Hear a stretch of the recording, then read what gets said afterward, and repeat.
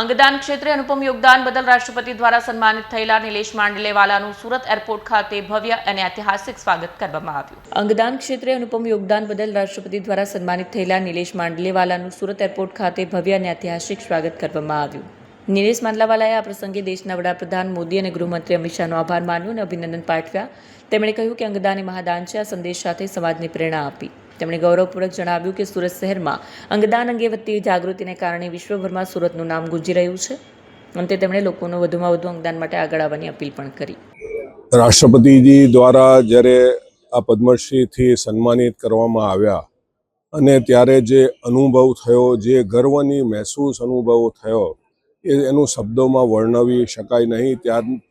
તે સમયની જે લાગણી હતી એ ફક્ત અનુભવવાની હતી, એ શબ્દોમાં વર્ણવી ન શકાય। પરંતુ હું ચોક્કસ માનું છું કે આ સન્માન એ નિલેશ માંડલેવાલા કે ડોનેટ લાઈફનું સન્માન નથી। આ સન્માન આપણા સુરત શહેરનું, આપણા ગુજરાતનું સન્માન છે। આ સન્માન તમામ અંગદાતાઓ અને તેમના પરિવારજનોનું સન્માન છે। આ સન્માન આપણા સુરત શહેર અને દક્ષિણ ગુજરાતના ડૉક્ટરો, હોસ્પિટલો, સુરત શહેર police, Gujarat police, Surat airport ઓથોરિટીનું સન્માન છે। આ સન્માન છે સુરત સિવિલ હોસ્પિટલ અને સ્મીમેર હોસ્પિટલના ફોરેન્સિક વિભાગના ડૉક્ટરો, આ તેમનું સન્માન છે।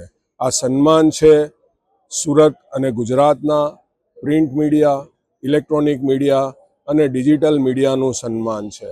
આ સન્માન અમારા ડોનેટ લાઈફના વોલેન્ટિયર્સ, અમારા ડોનેટ લાઈફનો સ્ટાફ, અમારા ડોનેટ લાઈફના ટ્રસ્ટીઓનું સન્માન છે।